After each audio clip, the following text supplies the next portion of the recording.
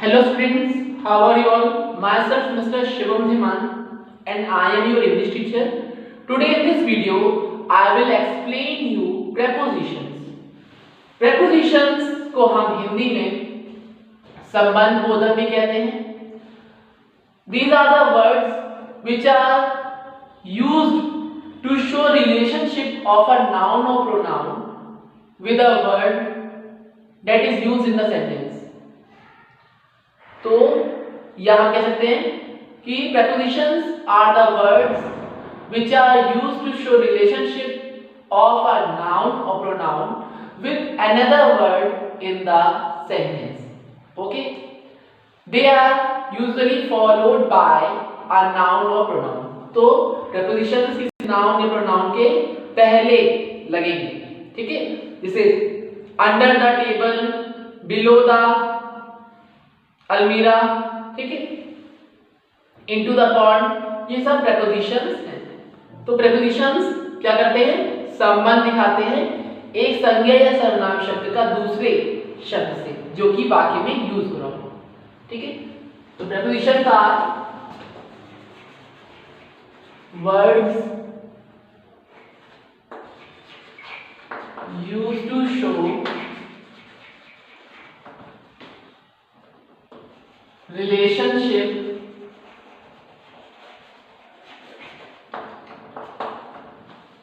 of a noun or pronoun with another word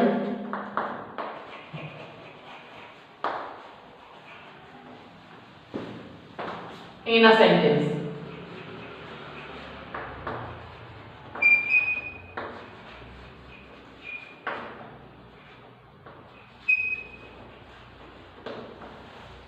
ठीक है, तो prepositions क्या करते हैं? ये नाउन या प्रोनाउन का रिलेशन किसी अन्य शब्द के साथ दिखाते हैं, इसीलिए हम इन्हें क्या बोलते हैं?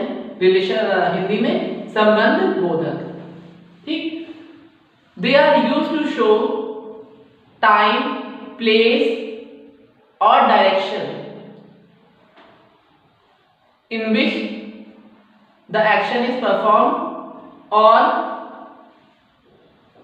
relation of noun or pronoun with another word in contrast to या in relation to time, place और direction. तो time, place, direction को भी ये दिखाते हैं. ठीक है, they are followed by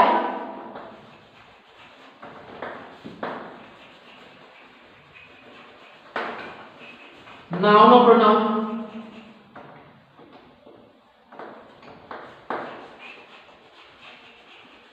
noun या प्रोनाउन के साथ में ही यूज होंगे, पहले यूज होंगे. prepositions are of three types.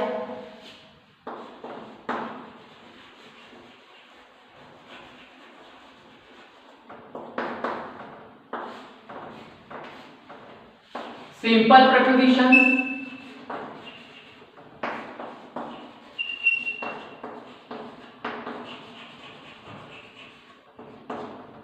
compound preposition,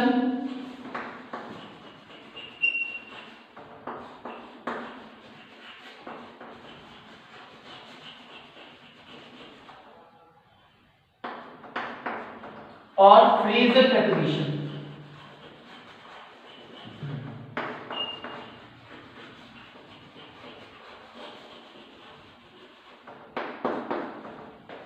simple preposition, compound preposition और phrasal preposition, तीन तरह के prepositions होते हैं. ठीक है, सिंपल prepositions यानी साधारण prepositions होंगे जो साधारण संबंध बोधक होंगे. जैसे सिंपल prepositions में in, on, at, beside, behind use होंगे. ठीक है, for, with. कंपाउंड prepositions क्या करेंगे? Compound prepositions are the prepositions in which are prefixing a noun, pronoun, adjective, adverb with simple preposition. ठीक है, विद सिंपल preposition के साथ या कोई preposition के साथ prefixing में फॉर्म में यूज होंगे। ये कह सकते हैं these are the types of preposition or these are the words in which a prefixing preposition is used with a noun, pronoun, adjective or adverb। ठीक है, जैसे below, beside, behind, above, under, ये सब preposition कंपाउंड में आ जाएंगे। फिर आता है phrasal preposition। Phrasal preposition are the words in which or we can say that phrasal preposition are a group of words with the force of a single preposition। तो phrasal preposition क्या है? Group of words जो group of words है जिसमें एक single preposition use हो रहा होगा। जैसे in spite of, on account of,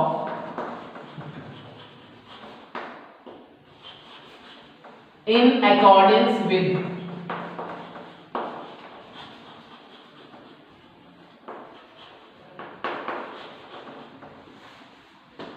ठीक है, तो सिंपल preposition में क्या हो गए आपके in, with, for, at, by,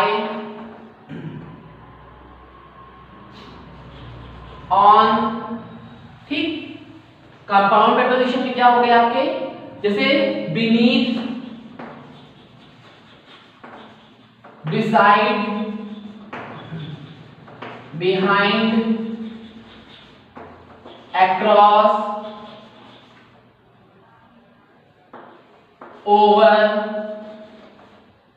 ठीक, इस तरह से prepositions 3 टाइप्स के होते हैं और हम उनको अपने अकॉर्डिंग यूज करते हैं। तो सिंपल prepositions आपको पता ही होंगे, जैसे in, with, for, at, by, on। ठीक है, कंपाउंड prepositions क्या होते हैं जिनमें एक preposition जो होगा वो प्रीफिक्स के फॉर्म में यूज हो रहा होगा with noun, pronoun, adjective, adverb. और phrasal preposition group of words होंगे जिसमें एक सिंगल जो सिंपल एक सिंपल preposition भी यूज हो रहा होगा। अब prepositions को हम अपने अकॉर्डिंग यूज करते हैं जो क्या बता सकते हैं, टाइम, प्लेस, पोजीशन, डायरेक्शन। जैसे